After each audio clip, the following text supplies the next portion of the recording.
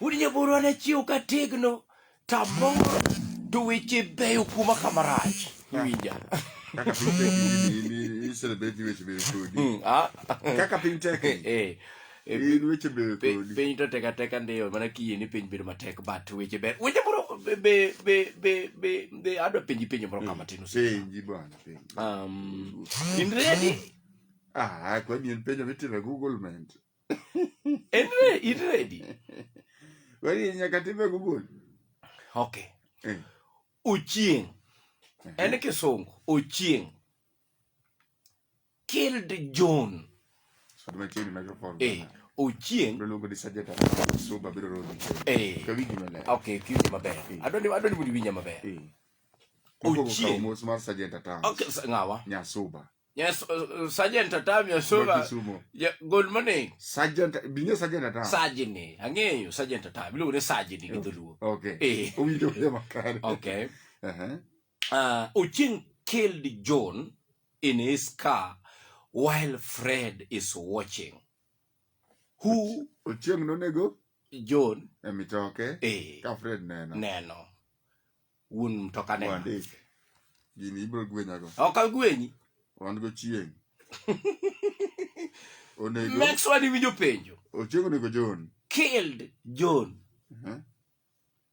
While ngane Fred was watching. Fred neno. In his car. Awinji. Who was the owner of the car? Wenge ya dongindiko. Dikatika bimaji wun kame meya. Ochieng killed amawa o killed John. John. While Fred was watching in his car. Wun gari denga.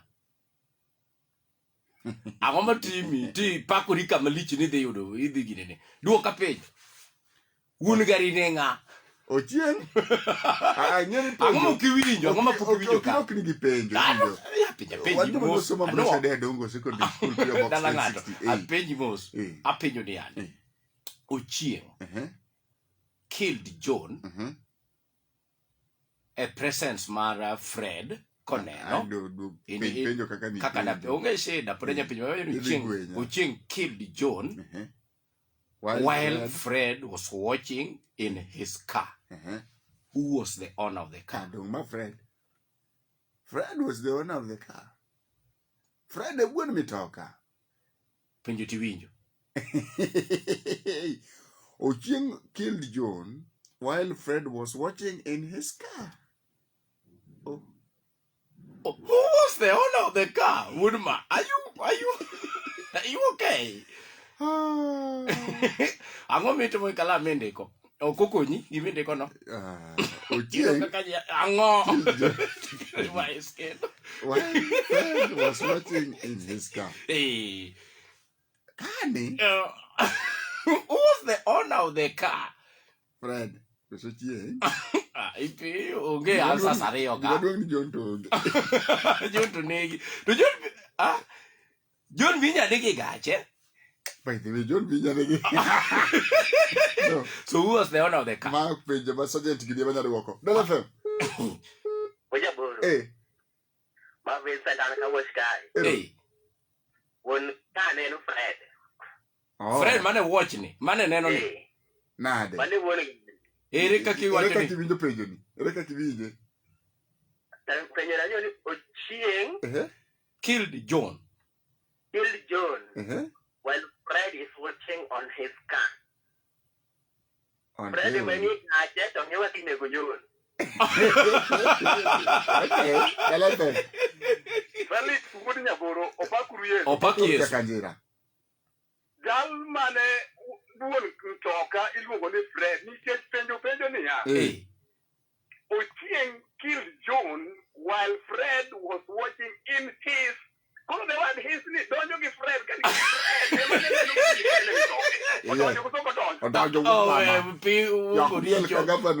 Dala fem. Oya boro.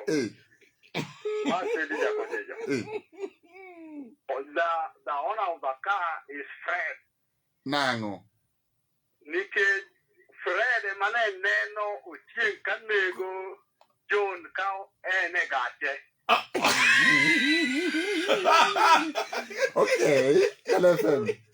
Mana kati na Ochieng. Dona beka en Fred. Nikechi. Never watch. Okay, never watch.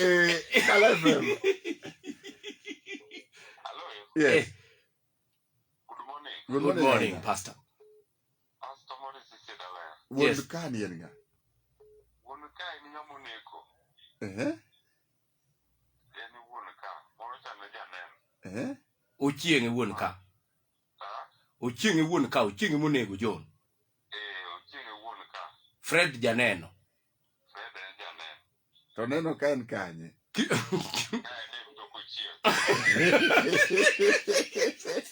Okay. LFM. Yes. Boss name Fred. Nikechi odwaro ni mondo ne kaki nego John. Kemdo hakikisha ni John onegi. Nyasuba. Winjo penjo ni nani? Winjo penjo. Awinje do kane na winjo. Okay, winjo ni Ochieng onego John. Ochieng. Onego John. Ka Fred neno. Ka Fred neno. E gache. Matene Fred dwa mondo hakikisha ni John ni nonegi, kodwa haka ni John okonegi. E gache nga. E gache Fred.